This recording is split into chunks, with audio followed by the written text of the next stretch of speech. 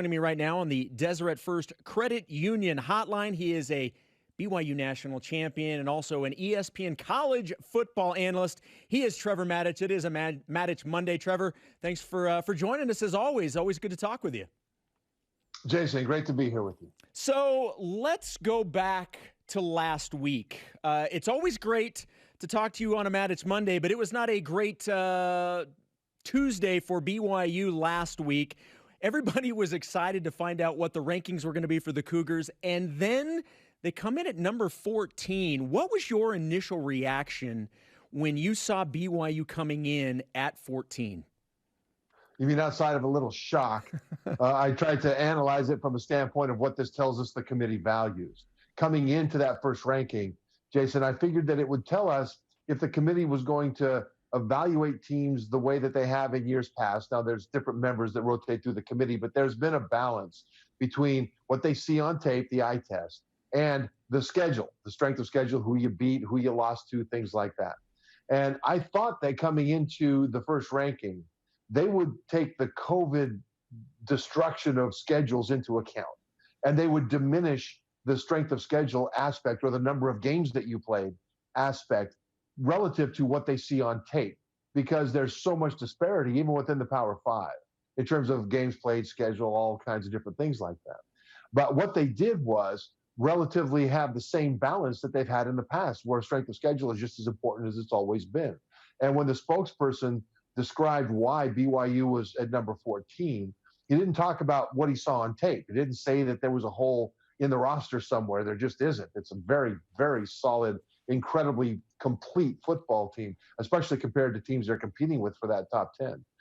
He said that it was the schedule and that the win over Boise was diminished in the committee's eyes because Boise was shorthanded. Well, note to the spokesperson, BYU was also shorthanded in that game. But what it told me was that they weren't taking into account COVID issues and therefore elevating what they see on tape a little bit to compensate for that. So this schedule thing might end up being a problem for BYU based on what the committee is valuing and why. It's always interesting. It is extremely rare at any time, but especially nowadays, that universally people will agree on something. But universally within the college football community, everybody was shocked about this. What does that tell you, that everybody that was paying attention to this was shocked? For crying out loud, Trevor, Urban Meyer, of all people, was singing BYU praises and talking about how they got hosed. Right, and that really helps BYU because the committee will look at people like Kirk Herbstreit and David Pollack and Desmond Howard and myself and others who also watch the tape. Now, the committee watches the tape. They watch the tape. It's not that they don't. They do. But they're looking at pretty much universal criticism of their evaluation of the tape. And then when Urban Meyer comes in, they no longer can say, well, yeah, those are a bunch of TV people. Urban Meyer is one of the most respected voices in all of college football within the game or outside of it in the media. And because he agrees with Kirk and with David and with the rest of us, that might give the committee room, a little bit of space to be able to say, okay, yeah, now, wow, we think they should be higher now. They'll have to finagle it from a spokesperson standpoint, but I think it gives them cover to do that. So that's a good thing for BYU from a standpoint of the possibility of moving back up into the top 12 or even 10 to be in range of the New Year's Six. So what can BYU do to improve that? Because you mentioned before, this really did, at least based off of what the committee said publicly, it came down to strength of schedule in their eyes. So what can BYU do about that to try and improve things? I don't know, schedule the Green Bay Packers. Maybe they've got an open date coming up. There's really not much they can do. I mean, they have one game left on the schedule. That's San Diego State. San Diego State is a really stout defense. I mean, they played Colorado last week, and Colorado coming into that had scored 48 points against UCLA. They scored in their opener. They scored like 35 in the next game, and they were held to 20 points in their game last week by San Diego State. So this San Diego State defense is for real. So BYU will need to look dominant against San Diego State because I'm not sure the committee has been watching them on tape, and they won't realize how good that Aztec defense is. So they have to make the Aztec defense appear that it's not nearly as good as it is. So it's kind of a tall order for BYU, but that's the only thing left that remains in their control. When you look ahead of them, there are possibilities for teams to lose. One already has. Northwestern lost to a bad Michigan State team. They were at number 8 in the initial ranking. They're going to bounce out of there. And so theoretically, that could move BYU up. And there's some other teams just ahead of them that have a chance to lose. So there is the possibility that they could get help. But really, if they take care of their own business, they aren't going to be able to force their way up. They will need help above them. But the possibility does exist. So I was going to ask you about that towards the end of the interview, but since you brought it up, because you had a team like Northwestern lose, and I think everybody was hoping that Texas would defeat Iowa State. Now, there's some that believes if Texas had done that, maybe they elite BYU based off of some of the criteria that the committee's using. But, there were opportunities for BYU to move up. When the rankings come out tomorrow, because, each week, obviously, these are going to be released on Tuesday. The committee's meeting for about 8 hours today, and it'll meet a little bit tomorrow. Where do you expect BYU to be in the rankings, especially with all of the pressure? Now, maybe they don't care about the pressure. Where do you think BYU comes in tomorrow? I think BYU will probably be in the range of 13 just because Northwestern will drop out. I don't think that Oregon will pass them. They were right behind them at 15. They just lost to Oregon State. Wisconsin, I don't think, has the juice to pass them. And then I think you have to really watch for USC. USC's at number 18 in the initial ranking last week.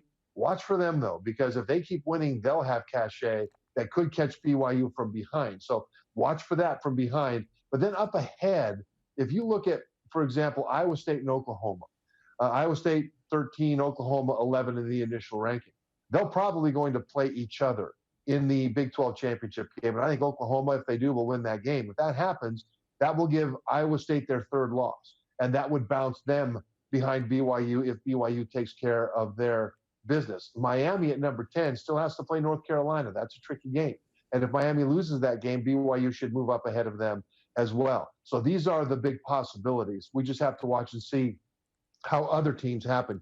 We've got to be, BYU fans need to be a massive West Virginia fan as well, because both Iowa State and Oklahoma face West Virginia in the closing weeks of the season.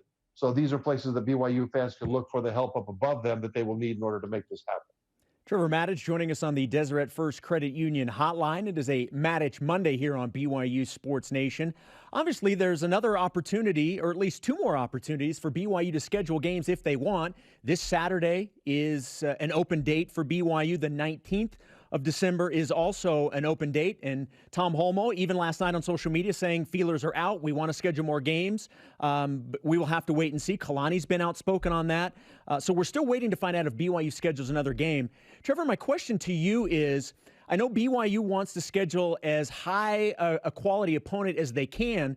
Does BYU benefit from just scheduling anybody and continuing to play, or does it have to be an upper echelon team to even make sense to schedule another game? I think scheduling another game to anybody would be good. I think the players and coaches want that. They want to play. And the higher the ranking, the better. I think it needs to be a mutually beneficial thing, though, because we look at it from a standpoint of, hey, play the game. But Tom Holmoe, the athletic director, is looking at it from a standpoint of the game, plus everything else that is involved. I mean, BYU Athletics, it's been announced they have a $20 million shortfall this year because of COVID. And so they can't just go pay $500,000 to travel and extra COVID protocols to go play in a game and then not get TV revenue if that's what the deal is, because that is bad for the entire program overall. So there's things that need to be balanced in order to make that happen. Because of that, the Pac-12 might be a tough one to pick up, because that was sort of the deal with Washington, that they weren't going to get any TV revenue. They would just have to pay the expenses and go and play. Well, it turned out that was moot because they ended up playing a Pac-12 game against Utah, which was required by their bylaws in COVID, that if a Pac-12 game became available, they had to play it. So it wouldn't have mattered anyway, even if BYU had scheduled that game with Washington. But these are considerations that I think people need to understand are happening behind the scenes. It's not quite as simple as, hey, we'll go play anybody anytime, no problem. There's more to it than that. In terms of BYU on the field, you didn't play last week. Now, you practiced at the beginning of the week. You had the Thanksgiving holiday. Let's say you don't play this week. So you've got 2 full weeks without playing a game before San Diego State. What's the effect on a football team with that much time off in between games? Jason, it makes it really exciting because usually when everything is on a roll, when offenses and defenses are in midseason form, it's easier for an offense to lose its chemistry than a defense. And so that's one of the reasons that the Holiday Bowl gained a reputation of being the most exciting bowl game, because BYU went every year and the offense was rolling by the end of the season. Then they took 3 weeks off. And when they started the Holiday Bowl in the first half, their offense was generally out of sync a little bit. The opposing team typically took a lead, and BYU would have a mad scramble comeback when they finally got their chemistry back up in the second half. And so the Holiday Bowl got that reputation. Well, you're looking at a very similar thing here, where BYU will take time off and then go play a San Diego State team with a phenomenal defense. And so the question will be, to what degree would the BYU offense need time to get back up into a full game speed chemistry type of scenario? So, that's kind of what they're looking at. BYU overall is more complete than San Diego State. San Diego State's offense is not nearly as good as BYU's, but that Aztec defense is for real. And that, I think, is where the committee will be judging the quality of BYU. How many points can they score against what they see as a Midland group of 5 team? They're not. They're pretty good.